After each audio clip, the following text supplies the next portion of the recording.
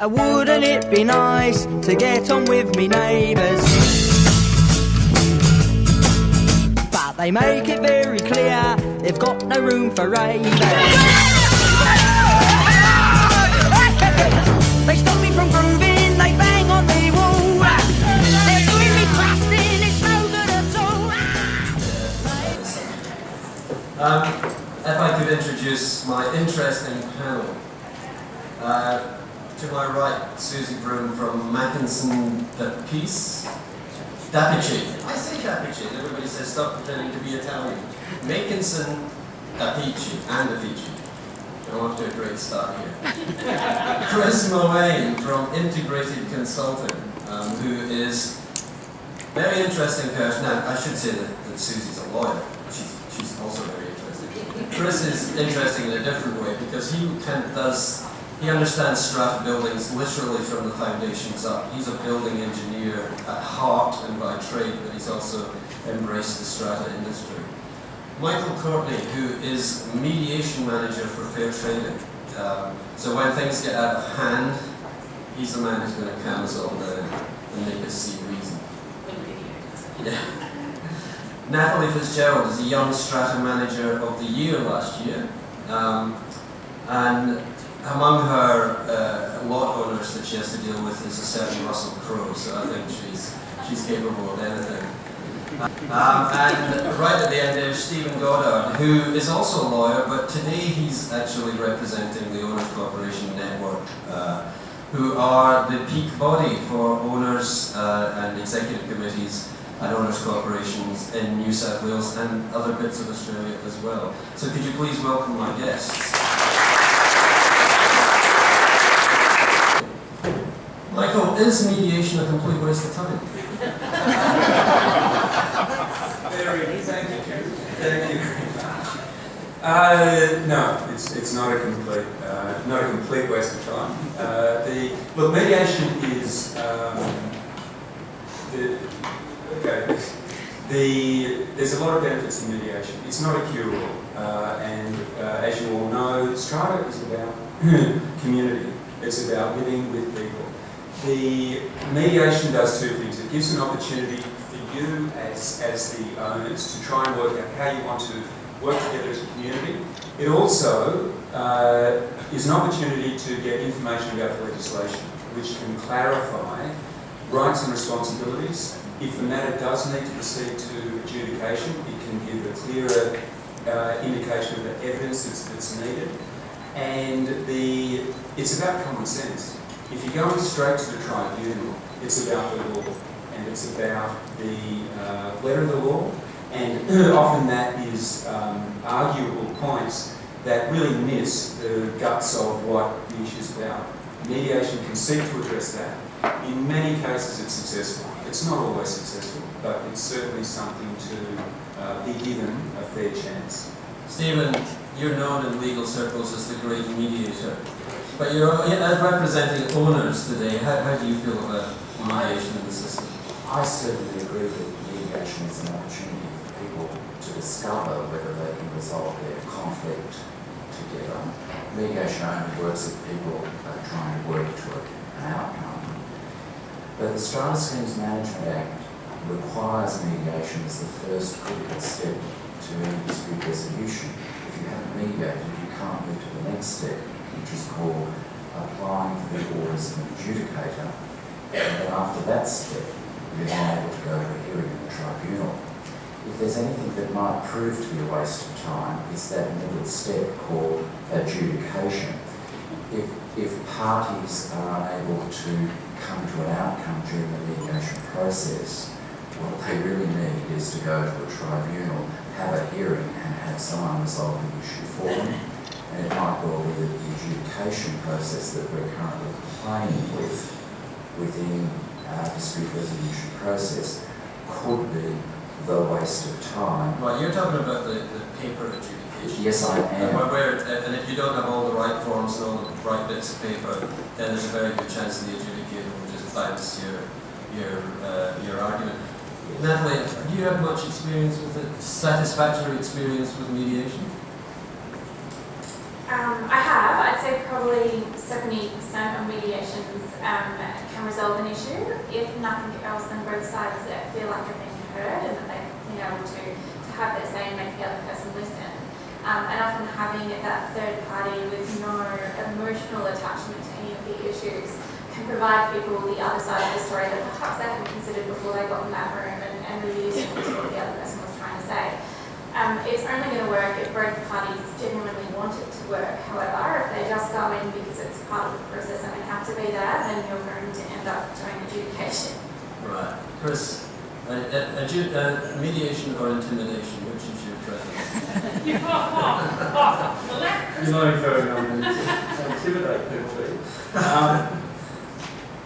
What I'd like to say about mediation is a couple of tips about it.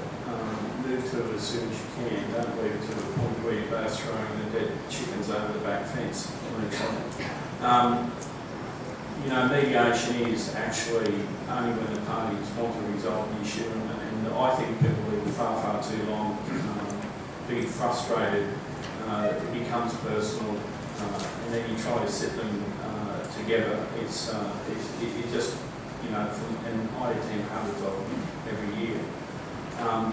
And that's something definitely that is clear to me, that if you can move sooner than later, before the animosity starts and those issues, you stand a better chance of resolving.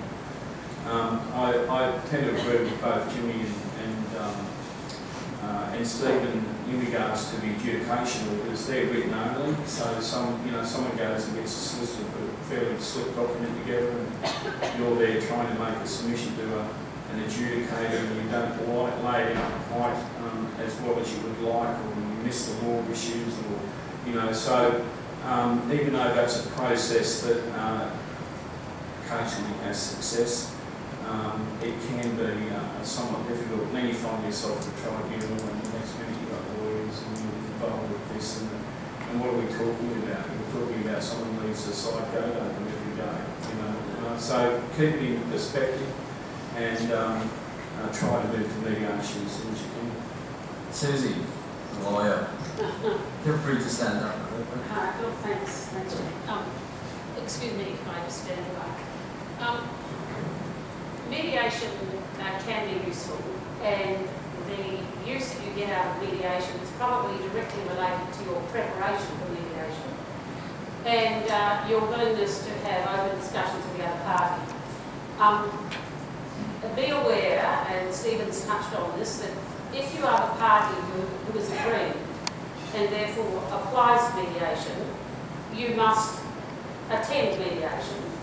If you are the responding party, so say for example it's an owners corporation and they have a difficulty with a lot owner, the owners corporation must attend mediation, and the respondent lot owner does not need to attend, it's not compulsory.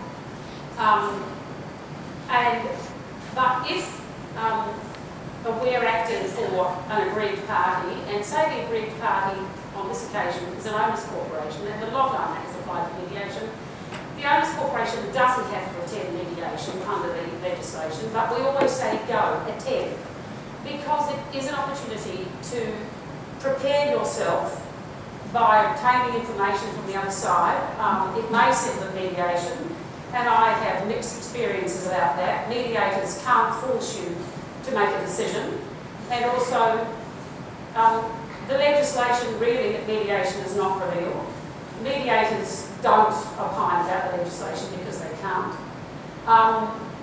It's probably wise to have representation at mediation, but pick your representative wisely.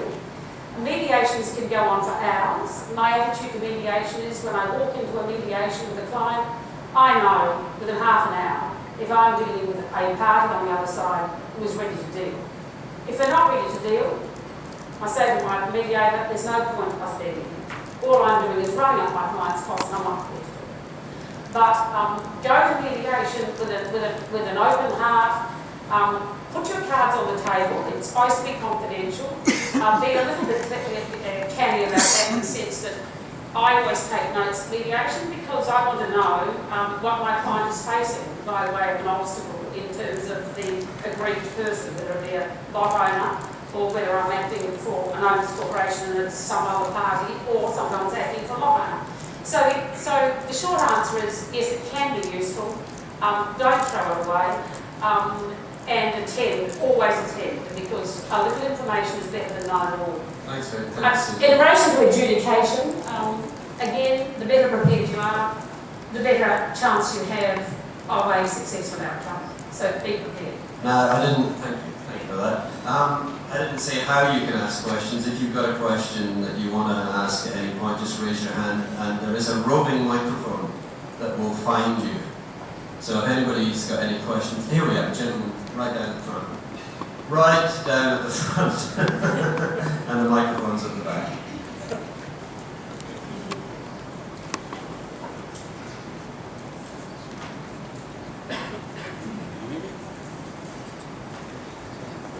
Okay, we're still working out the technicalities of switching the microphone on, but we'll be with you. Just talk amongst yourselves for a second.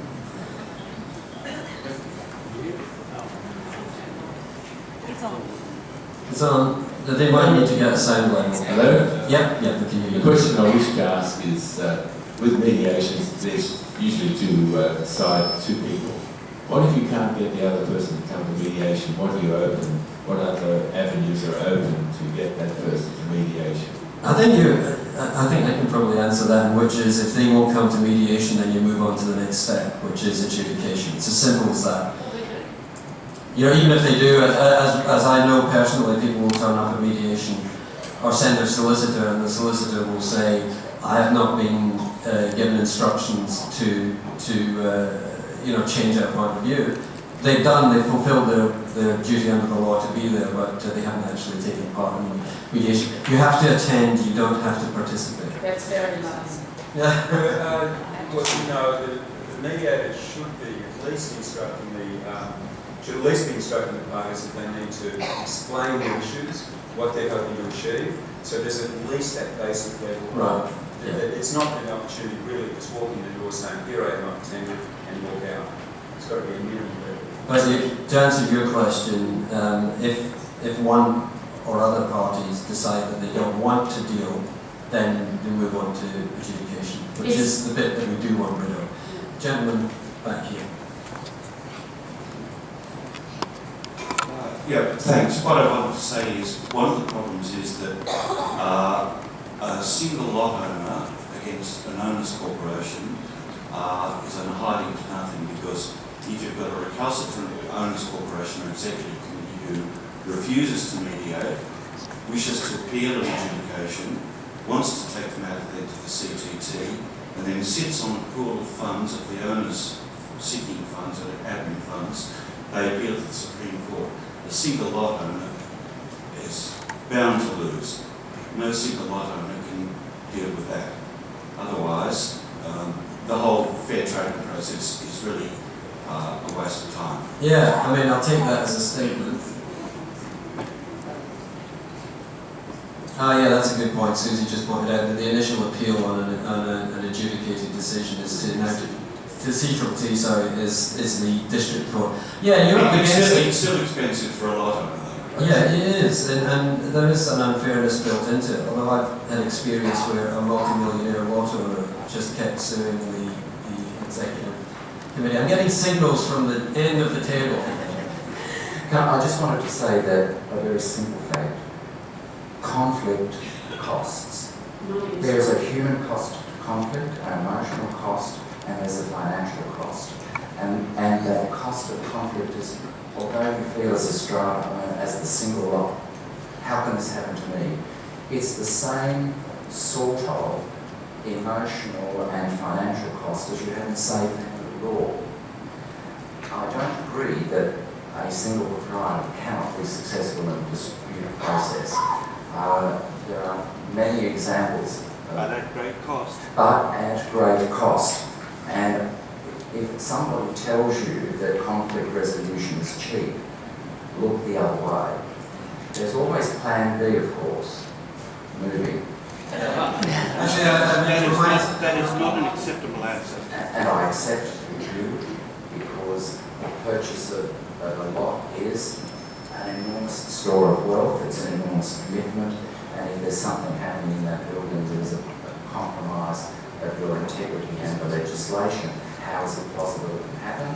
And the answer is there are remedies, conflict, costs, and that's the reality of Australian living. Okay, Chris, you've got a comment. Yeah, there's Australian law review on at the moment. It's the largest review of the strata laws across the board.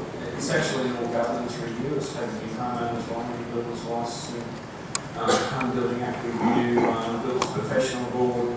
The state government's decided to get fairly serious with the strata sector. So those issues that you've just raised, I'd suggest you log on to the Office of Fair Trading. I've done. Yep, good. So anyone that's got any specific points, it's a massive review. I think there's a white paper out at the moment. SCA is broken into 5 separate groups. There's so many issues that are being addressed in that review.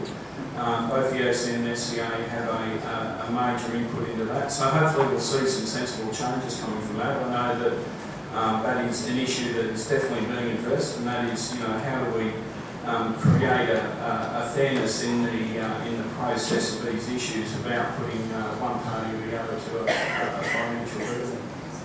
Right, I'm getting to the point that I'm going to wrap this up, so can you make your final comment? Just very quickly, the submissions for that at the moment close on November 15th. And by all means, if you have a complaint, put that in, but how you want it to be, make that the key part of your submission. Susan? I just want to say that there are David and Goliath struggles. Remember that David was successful. And in the context of litigation in this country, we can't really change the landscape. If an individual has a grievance and wants to go to court and they're up against a corporation, whether it be an owner's corporation or a company, a corporation, then there's nothing that can change that. That's just the fact of life. But if your argument has a good basis, you have a significant chance of being successful. Excuse me, and costs follow the event. You never get all your money back, but if you're successful, you will get a costs order against, if you're a lot owner, against the owners corporation if you're in the district court. It doesn't apply, of course, in the C4T. It's a no costs jurisdiction, unless, of course, you're a respondent to an appeal and you're successful and you demonstrate that the appeal was frivolous, vexatious or lacking in substance. But really, the landscape for litigation for an owner versus an owner's corporation is no different from the landscape that applies to any plaintiff who's a single human being going up against a bigger entity. That's unfortunately the nature of litigation. Okay, we're going to move on now. Thank you for that.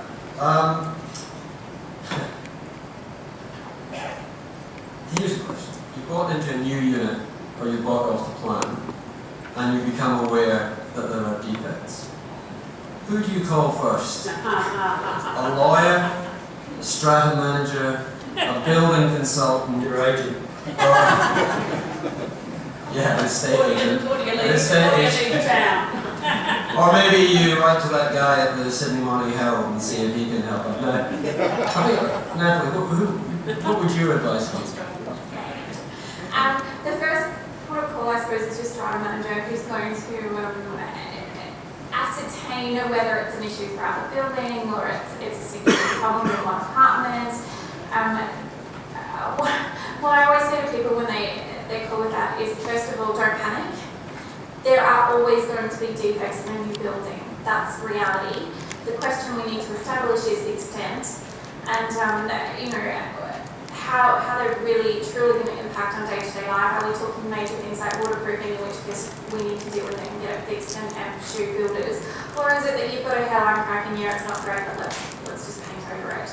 So it's a matter of getting some perspective and some reality, and then establishing whether this is a problem for everyone or it's individual to one singular apartment. A really effective, simple way to do that is to get together with the committee, put together a survey and send it out, and then work from there in whether we need to get a person to establish the technical reasons for our defects, and then moving on to getting in the lawyers and that sort of stuff. But the first thing is, don't panic, talk about it, establish what's going on for the whole building, and then look at other resolutions if you need them, if it really is a big issue. Now that you very neatly introduced Chris into the equation there, so what's your view? We've got 3 hours, have we? No, really. Thanks, Jimmy. Natalie's right. I mean, there is no such thing as a perfect building anywhere, I think, anywhere in the world. It's the severity of the defects, quite obviously the things we're really concerned about, the structural issues, you know, water ingress and things like that. But a word of warning, the most amended legislation in the history of New South Wales government is the Home Building Act, particularly in relation to the homeowner's warranty insurance. It's a maze. You know, the people up here, most of us considered it as reasonable experts in that area, and sometimes I've even got to sit down and scratch my head and think, now which policy am I working under here? Is it first resort, last resort, middle resort, where is it? At the moment, the state government has taken back over their control and underwriting of homeowners' warranty insurance, and it's a last resort. So you have 2 years for structural defects and 6 years for non-structural defects. Round the other way. It's 2 years for general defects and 6 years for structural defects. There's a continuing argument, it's been going on for years and years and years, and I've given evidence in the Supreme Court. There is some rulings that have come down about what's a structural defect. The problem is the Home Building Act is the statutory document, and it has a fairly specific determination or written, you know, this is a structural defect. So my advice is this: for anyone that has a fairly new building, move quickly and as soon as you can to get a building defects report done. Don't wait for things to start to happen, because remember, I can tell you historically, about 70% of defects are general building defects. Even greater can go up to 90%. So if you don't get them early and you run out of 2 years, you're gone. So then you've just got your structural defects. And there's an argument to whether waterproofing, my view is waterproofing is a structural element, it's attached to a common property and it should be dealt with as such. The big argument at the moment is fire. Is fire defects actually a structural element? You could argue that, you know, with intermittent paints and things like that, yes, you know. If they fail, the building's going to fall down if there's a fire. So what I'm saying is defects are there, they'll always be there. I don't think we've ever done an inspection and not pulled up enough defects to make the inspection warranted. And it's not a matter of going on a witch hunt. It's a matter of looking at the building properly, looking at the diagnostics of it, the plans, looking at how it's structured, what the finishes are. And then we can sit down and look at it as a team with the solicitors and see whether we can get the builder back to fix those defects before the warranties run out. They're very strict now. If you don't start your claim before the periods expire, the time bars, it's all over.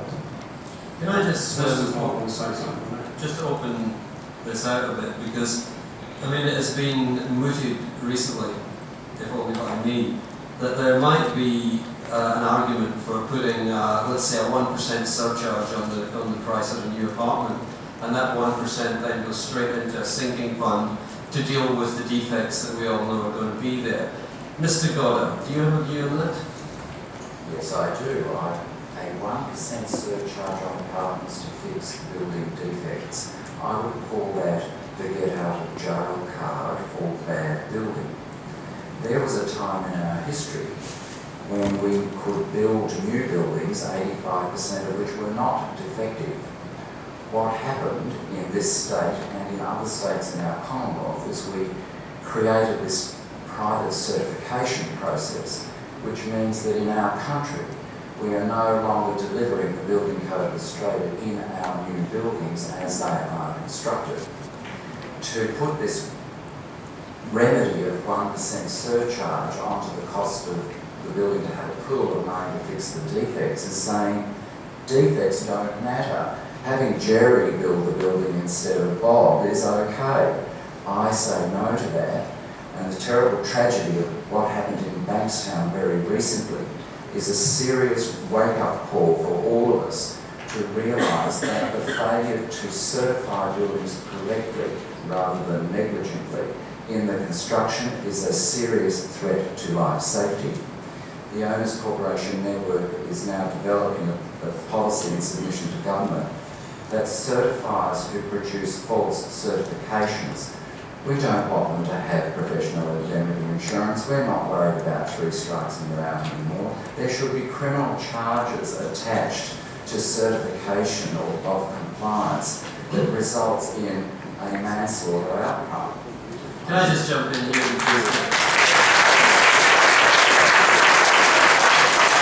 I assume that was applause for Stephen and not for my jumping in.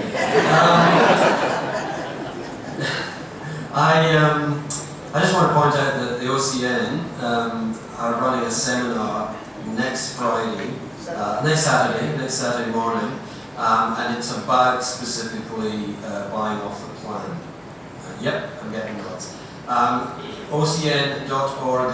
You will find all the details there, but it's going to be very interesting and very worthwhile going to that. I won't be there because I'll be in Vietnam, which Chris William tells me they use our building codes in Vietnam, but they actually do them because if they don't, they get shot.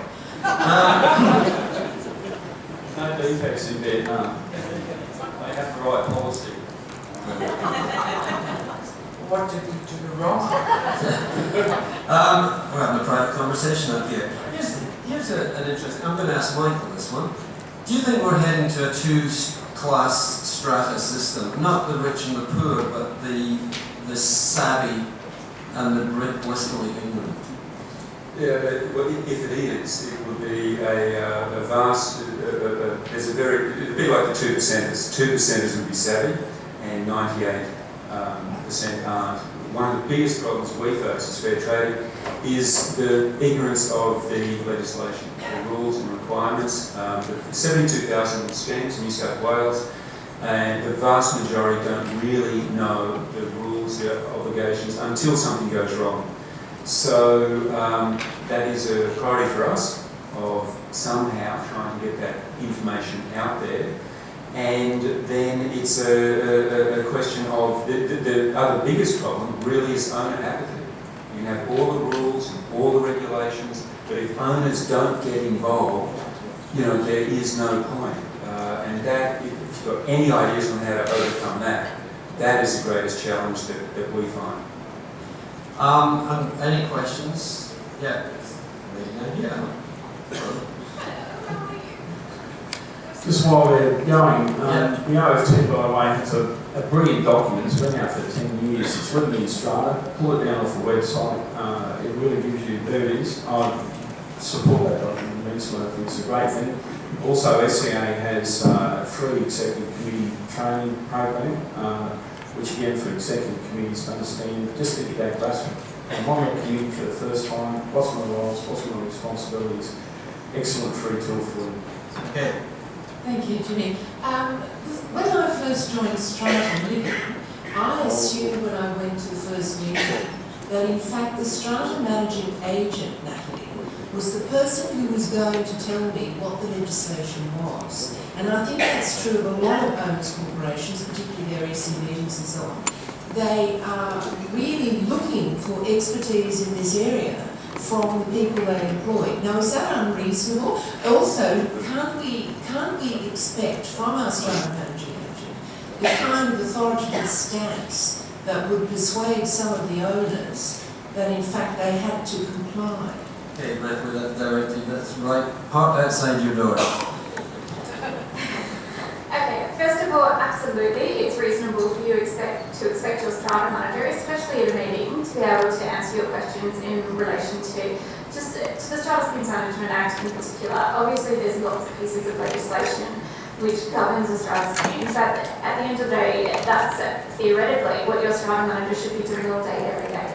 So you're definitely a practitioner of that act and should be able to give you clear, concise, and user-friendly information on how these owners corporations need to comply. And that's the key, is presenting that information to your owners and your clients in a way that engages them, that makes sense to them, and that makes them feel empowered to make the right decision.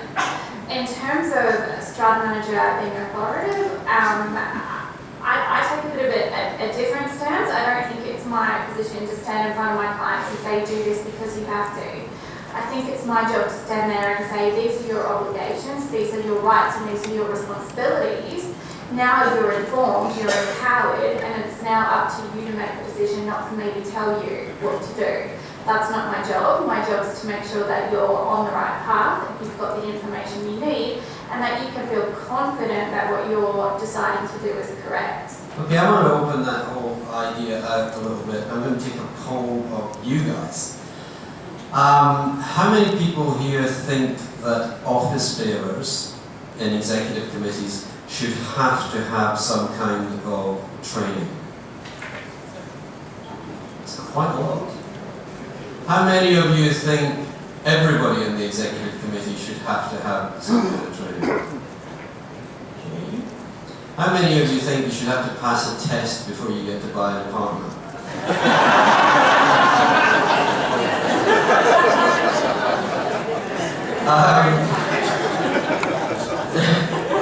Seriously, 100% on that. We laugh at that, but the fact is, strata living is not for everyone. Some people should be on a quarter acre in the suburbs in a house, and others are quite happy to live collectively with others. And that's a decision, I think, perhaps, especially when we're buying off the plan and we're being given some fantastic marketing material and this great new building that's not even there yet. Some people just are not meant to have neighbours above, below, and beside them. Okay, we have a funny example here, allegedly funny. Yeah. Telephone call. It's New Year's Day some years ago. Fortunately, I wasn't hungover. This gentleman says, I need to see you urgently. I said, well, we're on leave. The office is closed. You know, what's happening? He said, oh, I've got a big problem. I have to see you. So we made arrangements to meet, came to meet me. I said, what is your problem? He said, noise. Noise from the apartment from the people above. And he explained that they had put down carpet in the areas that should be carpeted, but there was an area just in front of their front door, a small area where it was noisy, where they had tiles. Finally, I said to him, when did you move into this apartment? 3 years ago. And he said, it's so bad, I've got a computer program and I'm tracking the noise. I said, do you live alone? I said, no, with my wife. How long have you been together? 30 years. Does she hear the noise? No.